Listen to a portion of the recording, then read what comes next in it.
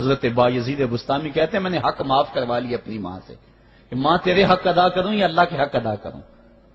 تو مجھے اپنے حق معاف کر دے، میں اللہ سے اپنے حق معاف کروا لیتا ہوں، اپنی اللہ کو راضی کر لیتا ہوں۔ جنگلوں میں گھومتے رہے، 12 سال بیت گئے، ایک دن دوبارہ آئے،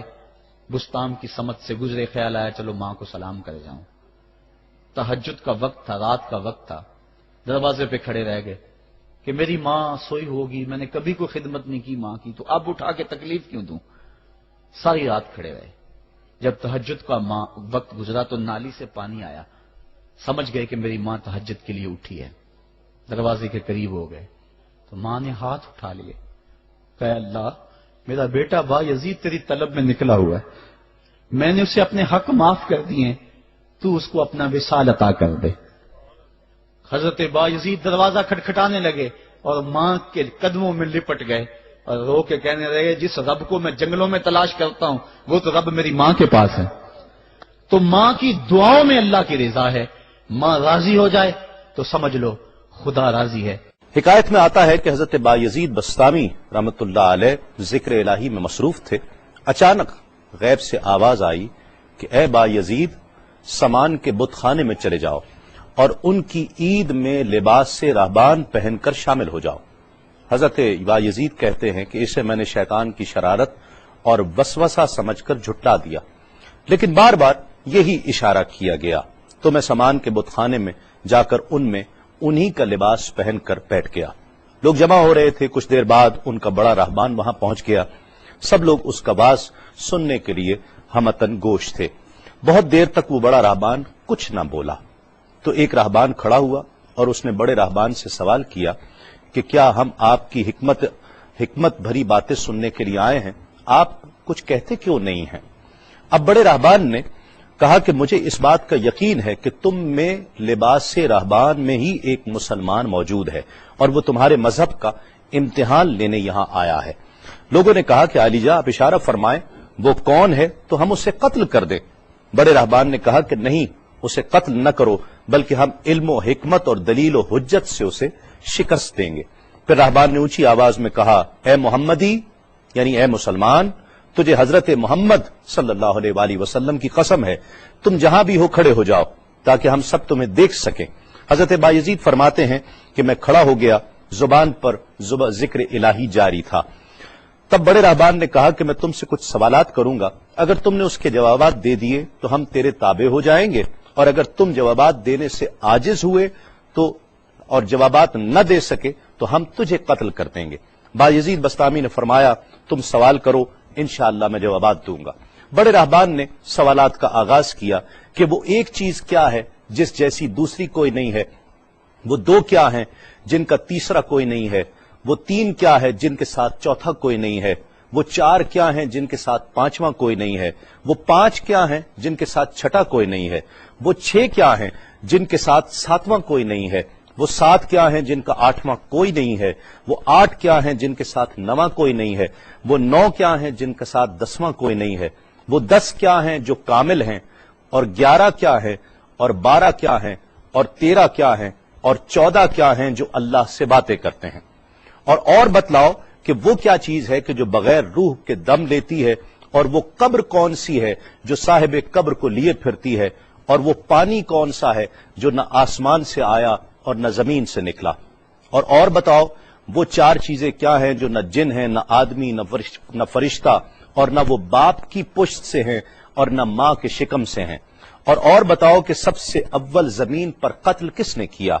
اور بتاؤ التامیہ کیا ہے، اور بتاؤ کہ وہ کون سا درخت ہے جس کی 12 ٹہنیاں ہیں اور ہر ٹہنی میں 30 پتے ہیں اور ہر پتے میں 5 شگوفے ہیں، اور ان میں سے 2 دھوپ کے اندر ہیں اور 3 سائے میں ہیں۔ اور وہ کیا چیز ہے جو بیت الحرام کا حج کرتی ہے مگر اس میں نہ روح ہے اور نہ اس پر حج فرض ہے۔ اور بتاؤ رات کہاں جاتی ہے جب دن نکلتا ہے، اور جب رات ہو جاتی ہے تو دن کہاں چلا جاتا ہے۔ یہ سوالات کر کے راہبان خاموش ہو گیا۔ حضرت بایزید بستامی جو اب تک بڑے سکون اور تأمل کے ساتھ سوال سن رہے تھے، فرمایا سوالات ختم ہوئے یا اور بھی کوئی سوال ہے؟ راہبان نے کہا بس ان سوالات کے جوابات دو۔ حضرت بایزید بستامی فرماتے ہیں کہ اگر میں ان سوالات کے جوابات دے دوں تو کیا رسول اللہ صلی اللہ علیہ وآلہ وسلم پر ایمان لے آؤ گے؟ رہبان نے کہا کہ ہاں، اگر تم ان سوالات کے جوابات دے دو تو ہم سب مسلمان ہو جائیں گے۔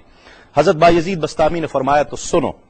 وہ ایک کیا ہے جس جیسا دوسرا کوئی نہیں، وہ اللہ رب العزت کی ذات پاک ہے، اور جو دو ہیں تیسرا ان کے ساتھ کوئی نہیں، وہ دن اور رات ہیں، اور جو تین ہیں جن کے ساتھ چوتھا کوئی نہیں، وہ عرش، کرسی اور قلم ہیں، اور جو چار ہیں پانچواں ان کے ساتھ کوئی نہیں، وہ اللہ کی چار کتابیں توریت، زبور، انجیل اور قرآن مجید ہیں، اور جو پانچ ہیں چھٹا ان جیسا کوئی نہیں، وہ مسلمان پر پانچ فرض نمازیں ہیں، اور جو چھ ہیں وہ 6 دن ہیں جن کے لیے ارشاد ہوا وَلَقَدْ خَلَقْنَا السَّمَاوَاتِ وَالْأَرْضِ وَمَا بَيْنَهُمَا فِي 6 أَيَّامٍ، اور 7 جن کے ساتھ 8واں کوئی نہیں، وہ 7 آسمان ہیں، اور جو 8 ہیں جن کے ساتھ 9واں کوئی نہیں، وہ عرش عظیم اٹھانے والے 8 فرشتے ہیں، اور جو 9 ہیں 10واں ان کے ساتھ کوئی نہیں، وہ 9 افراد کا گروہ ہے جنہوں نے زمین پر فساد کیا، جن کی اللہ نے قرآن مجید میں خبر دی ہے، اور جو 10 کاملہ ہیں وہ 10 فرائض ہیں جو مکہ معظمہ میں حاجیوں پر واجب ہیں جبکہ وہ حرم میں موجود ہوتے ہیں، اور 11 وہ حضرت یوسف علیہ السلام کے 11 بھائی ہیں جن کا تذکرہ قرآن مجید نے کیا ہے، اور 12 مہینے ہیں 1 سال کے، اور جو 13 ہیں وہ 13 حضرت یوسف علیہ السلام کے خواب ہیں، اور جو 14 ہیں وہ 14 جو رب سے کلام کرتے ہیں، وہ 7 آسمان اور 7 زمینیں 14 ہیں جو رب سے کلام کرتے ہیں، اور وہ چیز جس کے لیے تم نے پوچھا کہ جو بغیر روح کے سانس لیتی ہے وہ صبح ہے، اور وہ قبر جس کے لیے تم نے پوچھا کہ جو صاحب قبر کو لیے پھرتی ہے وہ یونس علیہ السلام کی مچھلی ہے، اور وہ پانی جو آسمان سے آیا نہ زمین سے آیا وہ شیشہ ہے جس میں بلقیس نے حضرت سلیمان علیہ السلام کے پاس گھوڑے کا پسینہ بھیجا تھا، اور وہ 4 جو نہ باپ کی پشت سے ہیں نہ ماں کے شکم سے ہیں، ان میں سے ایک حضرت اسماعیل علیہ السلام کی جگہ قربان ہونے والا دمبا ہے، دوسری حضرت صالح علیہ السلام کی اونٹنی ہے، تیسرے آدم علیہ السلام، اور چوتھی بیوی بی بی حوا علیہ السلام ہے۔ زمین پر پہلا قتل